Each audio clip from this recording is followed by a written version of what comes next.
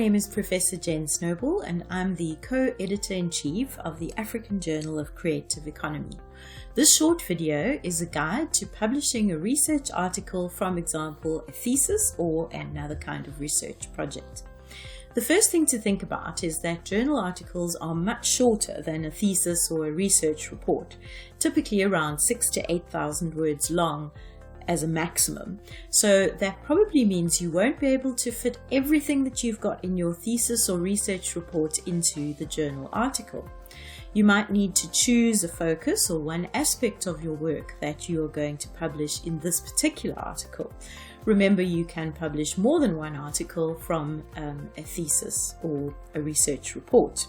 So think about one of your main findings or outcomes that could become the focus point.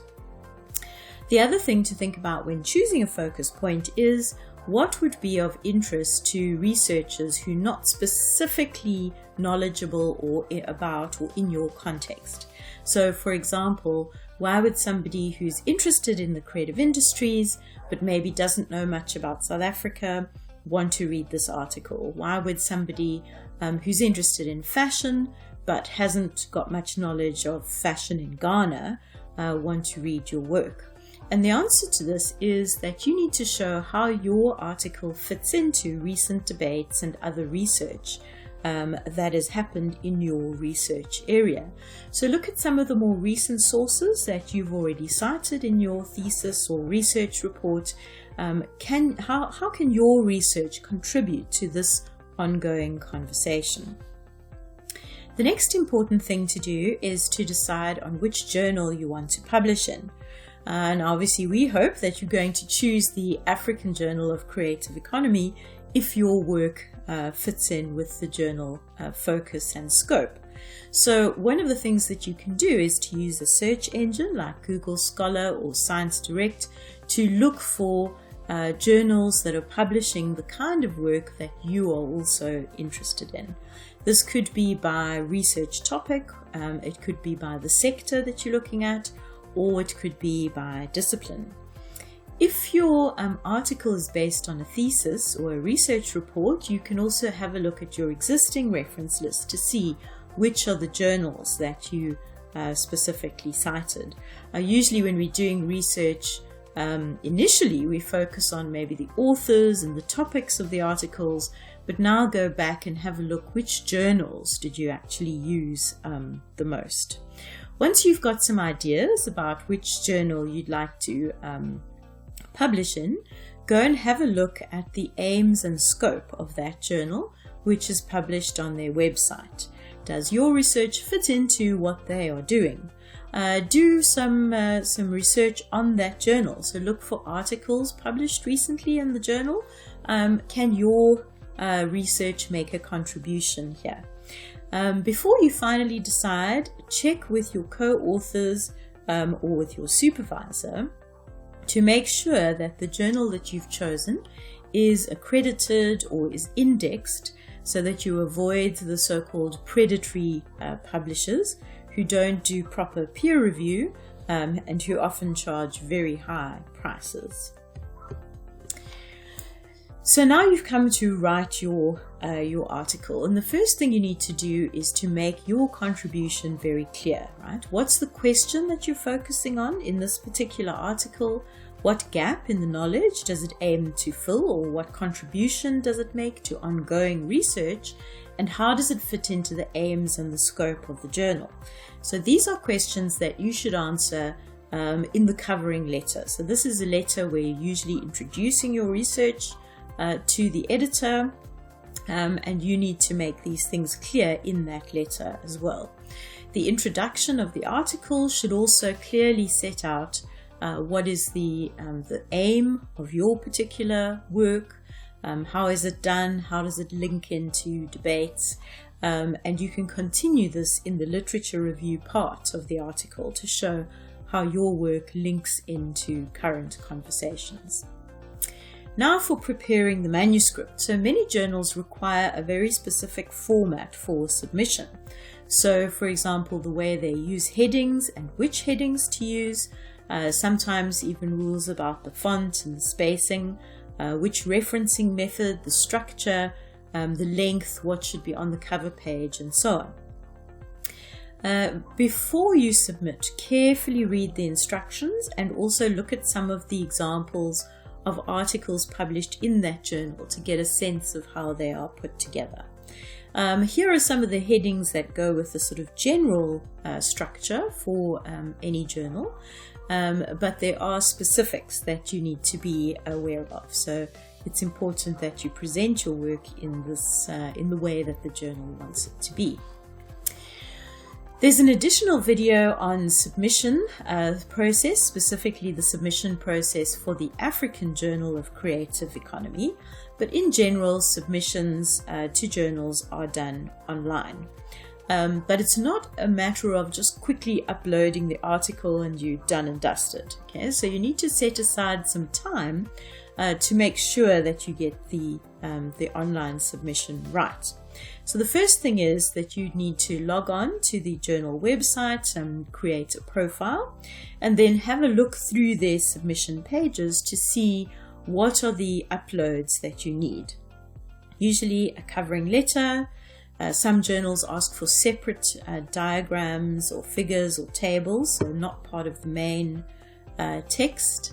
And some journals even ask for reviewer suggestions. So some of these things you might need to discuss with your supervisor or your co-authors.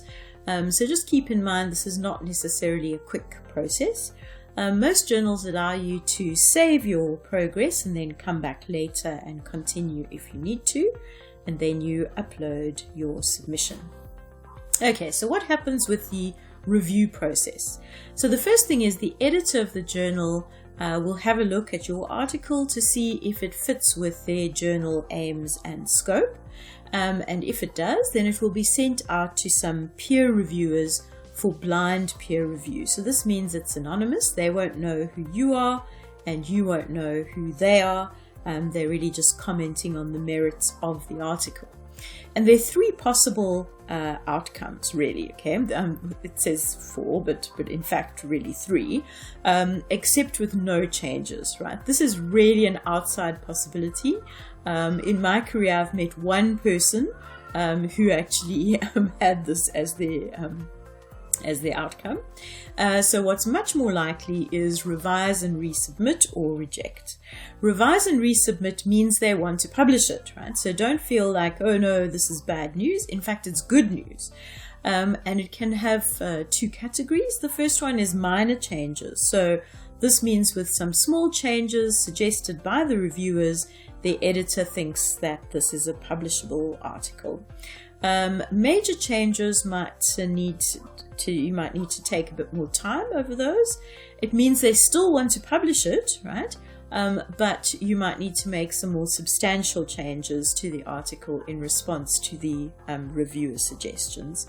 Once you've done that, the article might be sent back to the original reviewers for them to check before it's finally submitted. Reject means this isn't the right journal for you, right? So it means that maybe you need to do quite a lot more work on the article, so the feedback can still be really valuable.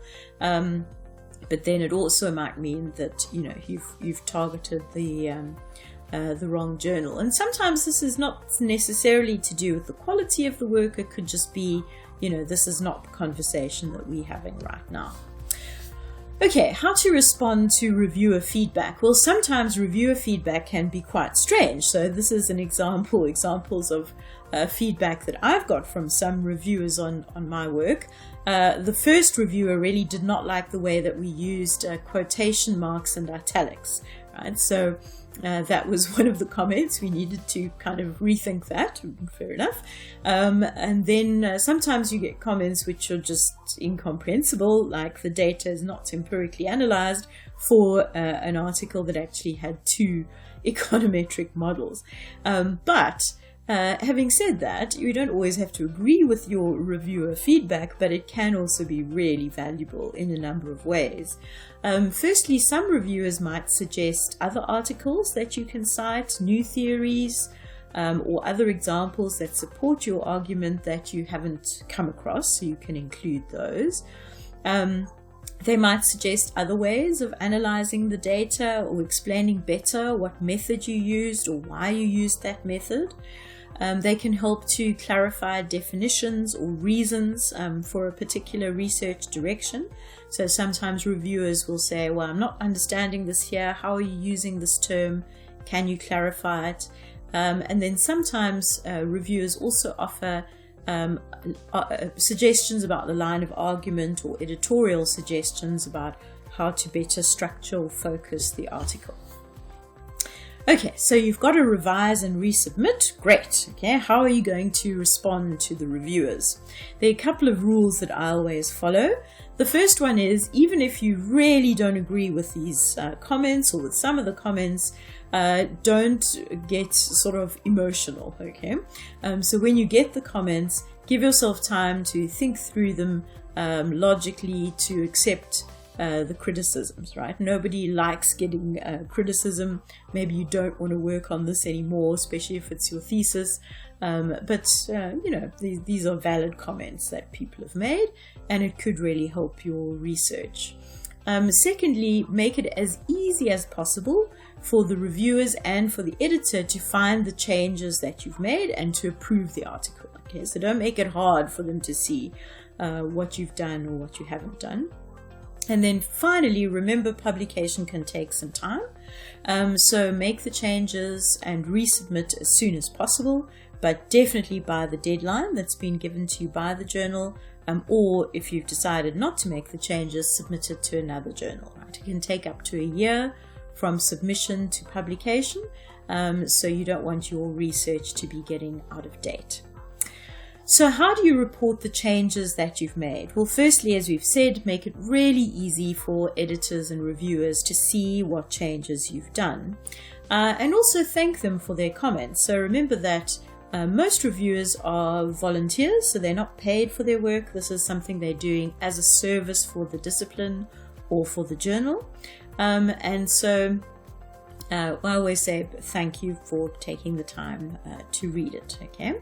And then what I tend to use is a combination of a table format and text highlighted in the article. So here's an example. On the one column, I have the reviewer comment and then very briefly a response, okay? And this can be included in something like a covering letter, or some journals have a specific space for the response to reviewer comments. Remember that publication is part of a research journey and it can take quite some time. So publication is not just a notice board for your research. It means you're joining a specific scholarly community. So be patient and try to have overlapping projects. So when you've submitted a journal article, don't stop. Carry on with other research projects so that you don't get frustrated in the wait. When your article is published, let other people know, especially for an open access journal like the African Journal of Creative Economy. You can easily share the link to your article on social media, share it in your email signature, or write a news media article for something like The Conversation. Also, now that you've established your relationship with the journal, remember to give back. So if you're asked to review something for that journal, then do that, right? That's your kind of paying it forward or paying it back if you haven't reviewed for them before, and also means that you're becoming part of this research community. Although you will never know who your reviewers are, you can still see who's using your work and who's reading it by tracking your citations, right? So that also helps to see, oh, well, what are people who's citing my work working on at the moment. That's it from me. I hope very much that we're going to get your work as part of a submission to the African Journal of Creative Economy. You can do an internet search for it or scan the QR code that you can see on the screen now.